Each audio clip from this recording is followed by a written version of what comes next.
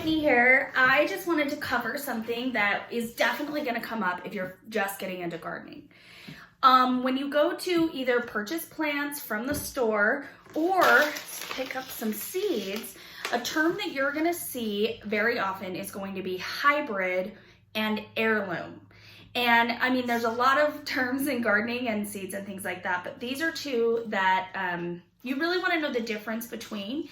And depending on what your goals are with gardening, you may make different choices between those. So let's dig in. First, I'm going to show you some examples. This you can see here on this cherry tomato. You can see that it is a hybrid. It says hybrid cherry tomato. Versus this tomato, this is an heirloom tomato. And let's kind of go over what the difference is. A hybrid tomato is a tomato plant that has basically two different types of plants being crossed together to create a certain outcome. So in the case of this husky cherry red tomato, they probably are crossing it so that they have a plant that produces early and a plant that produces heavy, hence husky makes bigger fruit. Another reason you'll see them cross is one that is very resistant to pests in a certain area, and another one that puts out a ton of fruit. So there's different reasons why you would have a hybrid. One of the hybrids that I have here is corn, right? So the Jubilee corn, it is both for flavor and to be tender. So this has been hybrid because of the taste. Also, it does well if you're going to freeze or can or preserve it. So different reasons why you would have a hybrid. Now in heirloom, if you are going to be preserving seeds, if you are doing this to be more self-sufficient, it's going to be very important that you get an heirloom tomato, because an heirloom plant, the heirloom plants are basically like a pure strain. They haven't been cross-pollinated, and they've been seeds that are passed down from year to year. So heirloom seeds are seeds that typically have been passed down from generation to generation. You're going to have a really good success rate if you're starting things from seed using an heirloom, because there's a reason these seeds have been kept and passed down. If you're going to be looking to be more self-sufficient, a lot of people are getting into gardening now because they want to be in control of their food source. They want to have food no matter what happens. It was really scary to go to the store and see nothing on the shelves. So if that's the reason that you are getting into gardening and that you're starting a food garden, you definitely want to look for heirloom seeds. These are seeds, seriously, that you can keep, and keeping seeds is a whole nother section that we'll cover, once that comes into the fall time.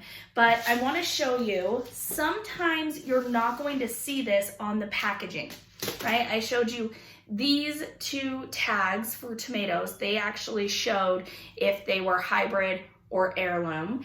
And I've gathered some different types of seeds to show you. Now this one is pretty easy, right? This corn up here at the top, it says hybrid. And so you can see this is hybrid corn. On the back, it's going to tell you some of the different traits of this type of corn, but you can see really clearly this is a hybrid. Here is one, this radish, if you can see that, is an heirloom. Not a huge fan that they wrote it in a teeny tiny cursive font, but they did. And this tomato plant here, you can see, is a hybrid. So looking at those different types of plants, when you go to the store, depending on why you're starting a garden, what your goals are with the garden, if you want something that's going to give you a big harvest, it's going to be easy to grow, and you're just going to plan on buying seeds again next year, you may want to go with a hybrid, especially if it's a hybrid like this one that's grown locally.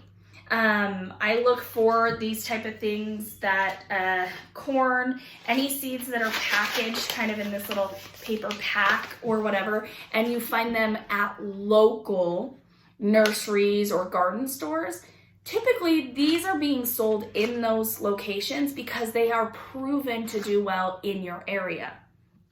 Another thing that you can check into is talk to people who have already been gardening for a while in your area and ask them what types of, different tomatoes and peppers and squash. I mean, if you get on some of these websites or you pick up a seed catalog, there are millions of different options for you.